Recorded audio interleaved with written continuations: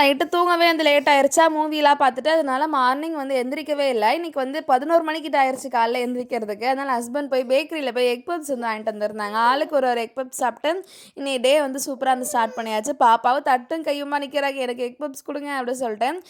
Morning தான் சமைக்காம ஏமாத்தியாச்சு. மதியத்துக்கு வந்து சமைச்சு தானே ஆகணும். இன்னைக்கு வந்து முட்டை வச்சு எக் பிரியாணி தான் வந்து செஞ்சிருந்தேன்.